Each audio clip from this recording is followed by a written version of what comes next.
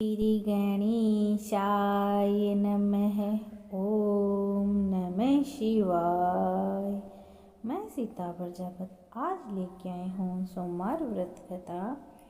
विधि इस प्रकार। सोमवार का व्रत साधारणतया दिन के तीसरे पहर तक होता है। व्रत में फलाहार या पारण का कोई खास नियम नहीं होता है, किंतु यह आवश्यक है कि दिन या रात में केवल एक समय ही भोजन करें। सोमवार के व्रत में शिवजी पार्वती जी का पूजन करना चाहिए। सोमवार के व्रत 3 प्रकार के हैं: साधारण प्रति सोमवार, सोमवार, सौम्य प्रदोष सोमवार। सोमवार विधि तीनों की एक जैसी है। शिव पूजन के पश्चात कथा सुननी चाहिए। प्रदोष व्रत 16 सोमवार प्रति सोमवार। कथा तीनों की अलग अलग है। कथा इस प्रकार है। सामान्य सोमवार की। एक बहुत धनवान साहूकार था, जिसके घर में अन्न आदि किसी प्रकार की कमी नहीं थी, परंतु उसको एक दुख था कि उसको कोई संतान नहीं थी। वह इसी चिंता में दिन रात रहता था। वह पुत्र की कामना के लिए प्रति सोमवार को शिवजी का व्रत और पूजन किया करता था। सायंकाल को शिव मंदिर में जाकर शिवजी के श्री विग्रह के सामने दीपक जलाया करता था। उसके इस भक्ति भाव को देखकर एक समय श्री पार्वती जी ने शिवजी महाराज से कहा कि महाराज, यह साहूकार आपका अन्य भक्त है और सदैव आपका व्रत और पूजन बड़ी श्रद्धा से करता है। इसकी मनोकामना पूर्ण करनी चाहिए। शिवजी ने कहा, हे पार्वती, यह संसार कर्म क्षेत्र है। जैसे किसान खेत में जैसा बीज बोता है वैसा ही फल काटता है, उसी तरह इस संसार में प्राणी जैसा कर्म करते हैं वैसा ही फल भोगते हैं।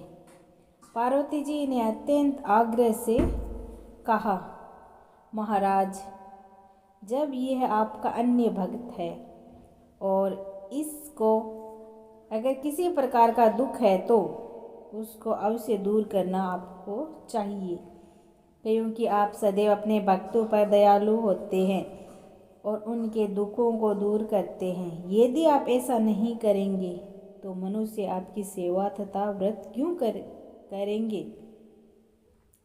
पार्वती जी का ऐसा आग्रह देख शिवजी महाराज कहने लगे, हे पार्वती, इसके कोई पुत्र नहीं है, इसी चिंता में यह अति दुखी रहता है। इसके भाग्य में पुत्र न होने पर भी मैं इसको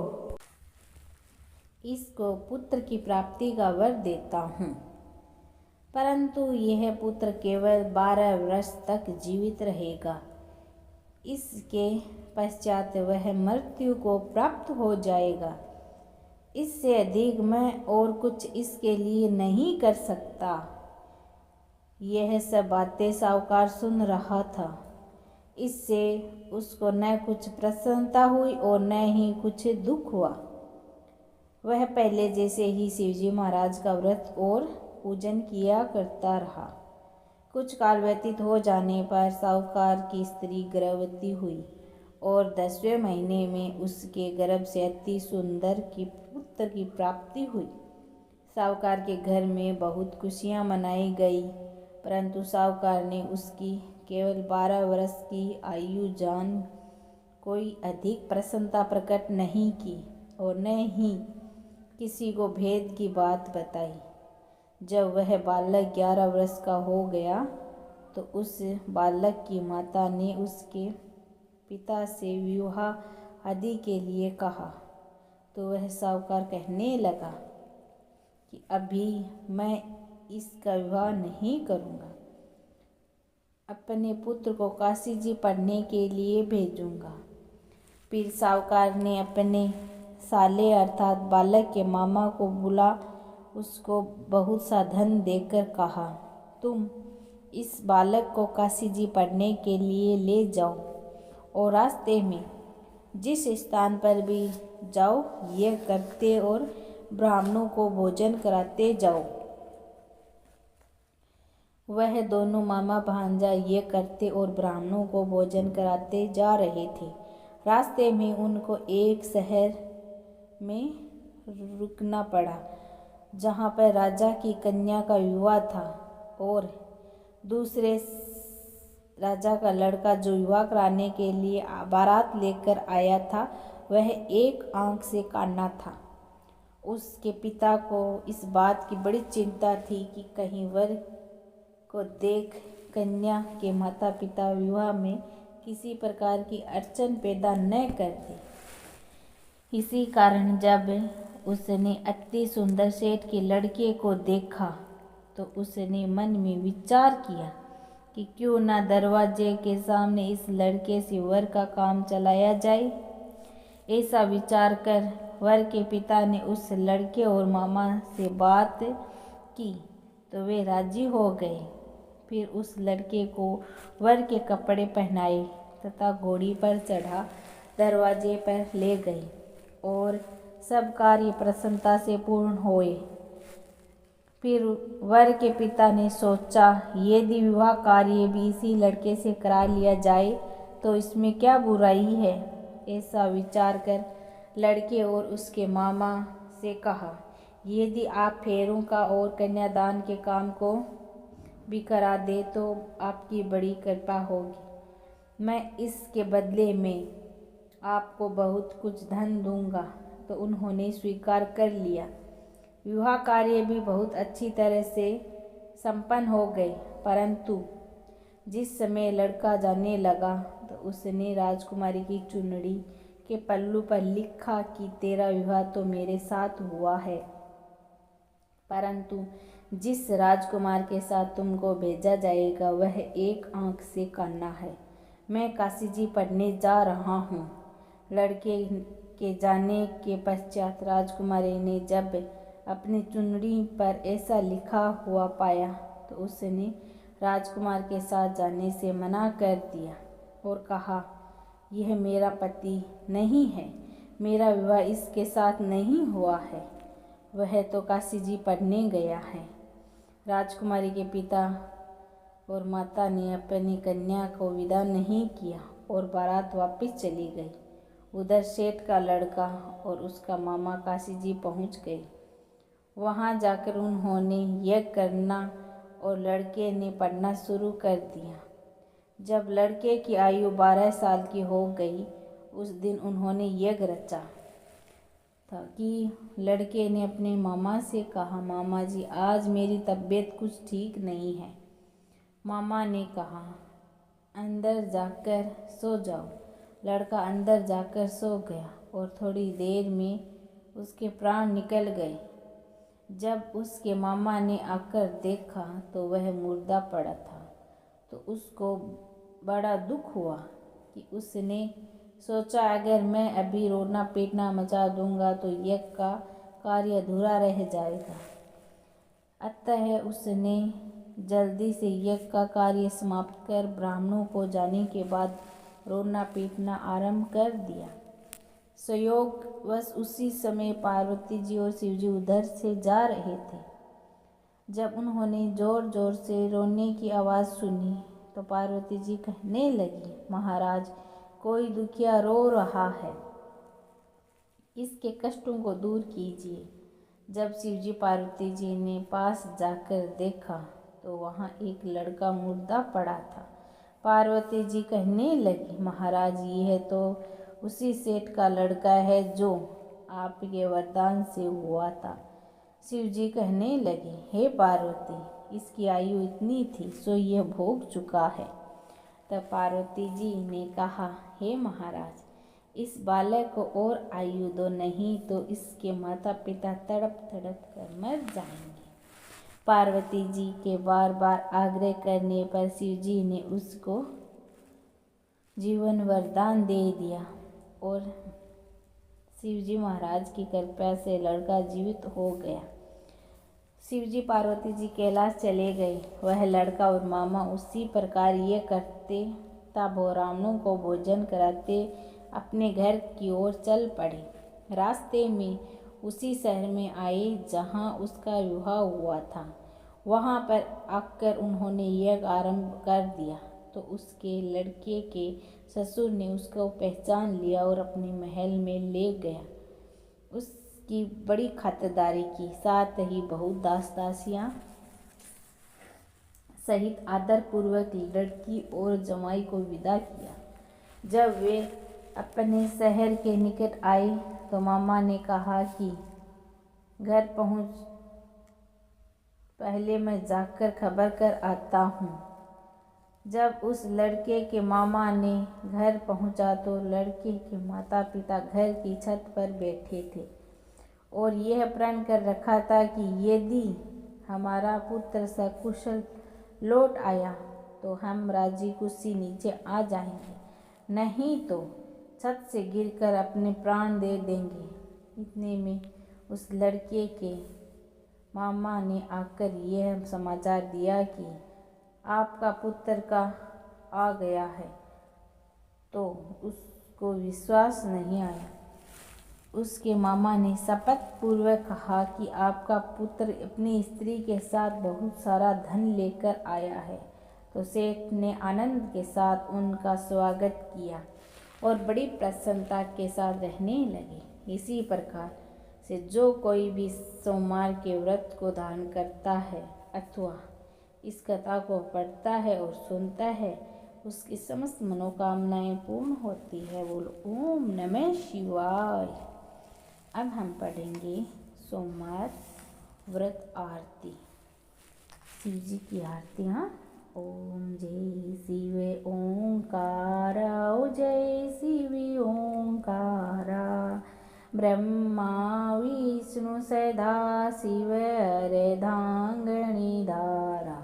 ओम जय शिव ओंकारा, एकानंद चतुरानंद पंचानन राजे, हंसानन गरुड़ासन वृक्षवाहन साजे। ओम जय शिव ओंकारा, दो भुज चार चतुर भुज दस भुज अति सोहे, तीनों रूप निरखता त्रिभुवन जन मोहे। ओम जय शिव ओंकारा, अक्षमाला वनमाला मुंडमाला धारी, त्रिपुरारी कंसारी वरमाला धारो। ओम जय शिव ओंकारा, श्वेतांबर पीतांबर बागांबर अंगे, सनकादिक वर्मादिक भूतादिक संगे। ओम जय शिव ओंकारा, करके श्रेष्ठ कमंडलु चक्र त्रिशूल धरता, जग करता जग हरता जग पालन करता। ओम जय शिव ओंकारा, ब्रह्मा विष्णु सदा शिव जानते अविवेका, प्रणक्षर के मध्य ये तीनों एका। ओम जय शिव ओंकारा, त्रिगुण शिव जी की आरती जो कोई नर गावे, कहत शिवानंद स्वामी सुख संपत्ति पावे। ओम जय शिव ओंकारा।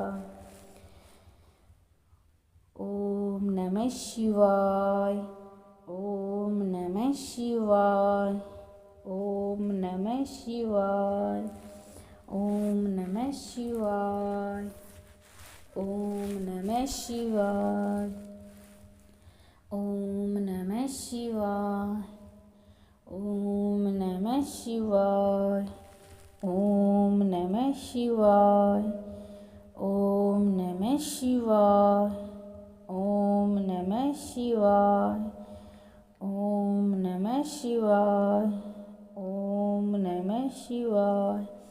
बम बम बोले, बम बम बोले, बम बम बोले। जय हो शिव शंकर भगवान की जय, माँ पार्वती माँ की जय।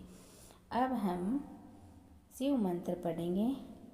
ओम नमः शिवाय, ओम नमः शिवाय, हरि हरि बोले नमः शिवाय, ओम नमः शिवाय, ओम नमः शिवाय, हरि हरि बोले नमः शिवाय। सोमेश्वराय शिव सोमेश्वरा, हरि हरि भोले नमः शिवाय, ओम नमः शिवाय, ओम नमः शिवाय, हरि हरि भोले नमः शिवाय। ओम नमः शिवाय, ओम नमः शिवाय, हरि हरि भोले नमः शिवाय। सोमेश्वराय शिव सोमेश्वरा, हरि हरि भोले नमः शिवाय, ओम नमः शिवाय, ओम नमः शिवाय, हरि हरि भोले नमः शिवाय। ओम नमः शिवाय, ओम नमः शिवाय, हरि हरि भोले नमः शिवाय। ओम नमः शिवाय, ओम नमः शिवाय, हरि हरि भोले नमः शिवाय। सोमेश्वराय शिव सोमेश्वरा, हरि हरि भोले नमः शिवाय, ओम नमः शिवाय, ओम नमः शिवाय, हरि हरि भोले नमः शिवाय। ओम नमः शिवाय, ओम नमः शिवाय, हरि हरि भोले नमः शिवाय। सोमेश्वराय शिव सोमेश्वरा, हरि हरि भोले नमः शिवाय, ओम नमः शिवाय, ओम नमः शिवाय, हरि हरि भोले नमः शिवाय। ओम नमः शिवाय, ओम नमः शिवाय, हरि हरि भोले नमः शिवाय। ओम नमः शिवाय, ओम नमः शिवाय, हरि हरि भोले नमः शिवाय। ओम नमः शिवाय, ओम नमः शिवाय, हरि हरि भोले नमः शिवाय। ओम नमः शिवाय, ओम नमः शिवाय, हरि हरि भोले नमः शिवाय। ओम नमः शिवाय शिव नमः शिवाय, हरि हरि भोले नमः शिवाय। ओम नमः शिवाय।